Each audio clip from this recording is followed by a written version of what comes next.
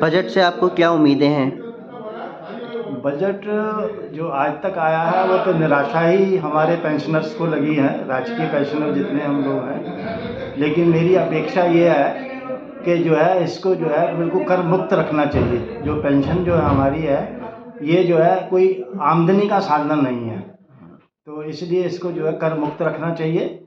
और दूसरे नंबर पे मेरा ये कहना है कि हाई कोर्ट ने 300 ए धारा के अंतर्गत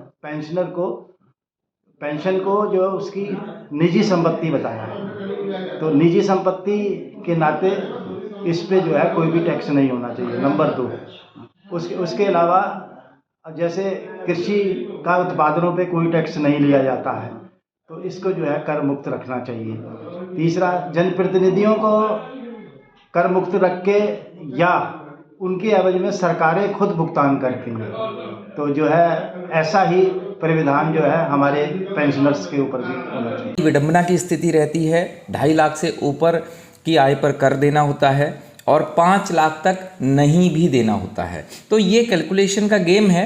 कुल मिला के पहले 1,000 रुपये भी टैक्स बनता था कम से कम, आज की डेट में 12,500 रुपये कम से कम कर बनता है, यदि आपका कर बनेगा तो इस तरीके की दुविधा को समाप्त किया जाएगा। और मैं उम्मीद करता हूं कि इस बार के बजट में जो 5 लाख की सीमा को रखा जाएगा, 5 लाख अगर आपकी टोटल आय है उससे कम में कर नहीं देना वाली व्यवस्था अब लागू हो जानी चाहिए, क्योंकि मध्यम वर्ग को इसकी बहुत ज़रूरत है।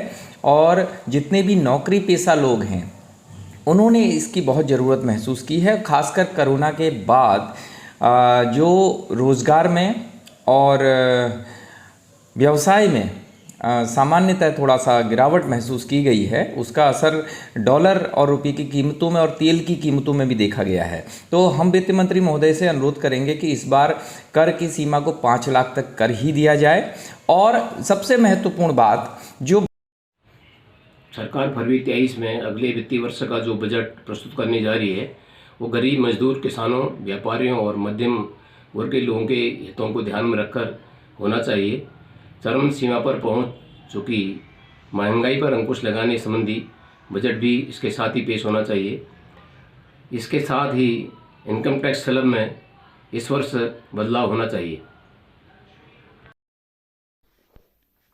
इस बजट सत्र में हम किसानों की ये उम्मीद है कि भारत सरकार द्वारा कृषि के सभी यंत्रों पे जो जीएसटी लागू हुआ है उसे समाप्त की जा सकती है और सम्मान निधि, किसान सम्मान निधि में भी बढ़ोतरी हो सकती है और ट्यूबवेल कनेक्शन के बिल में भी कमी की जा सकती है।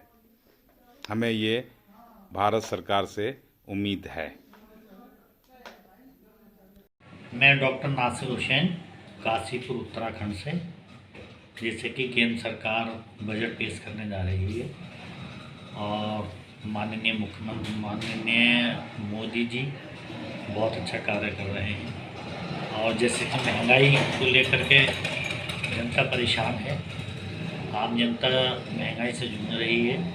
जैसे कि आटा हो गया, चावल हो गया, गेहूं हो गया और आपका गैस हो गया, इसको लेकर के जनता बहुत परेशान है।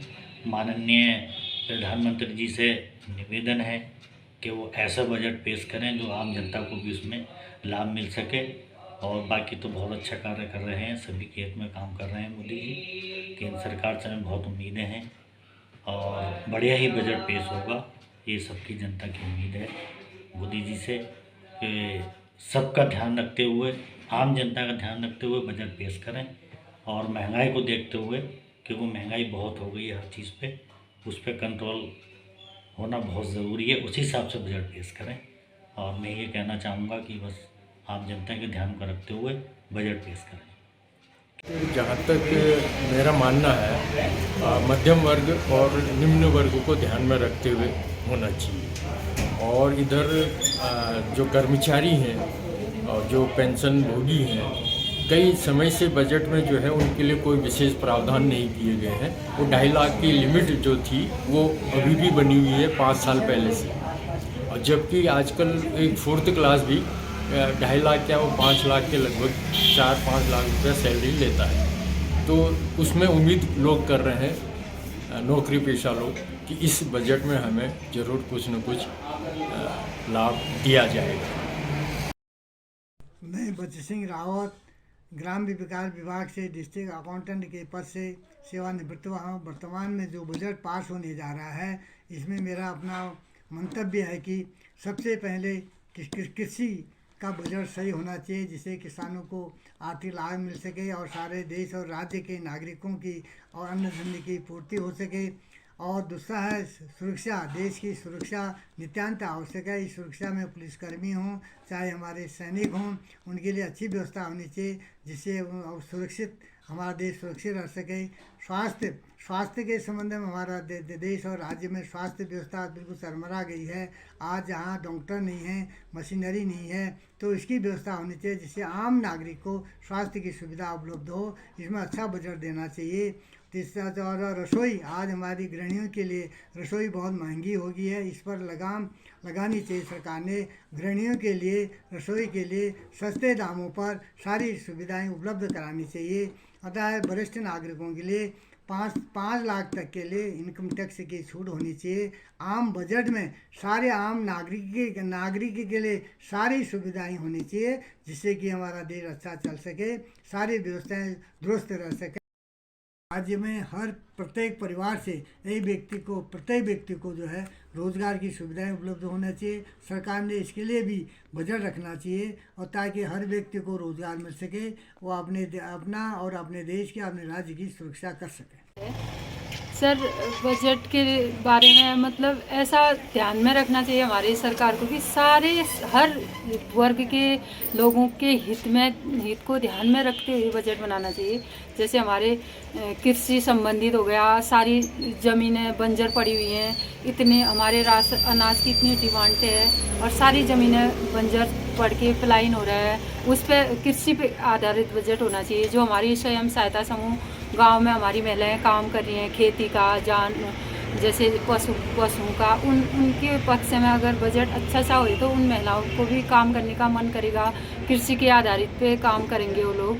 सभी वर्ग पे ध्यान में रखते हुए हमारा बजट पास होना चाहिए, जो कि सबका हित हो जिसमें। डाउनलोड करें अमर उजाला ऐप और पाएं खबरें लगातार।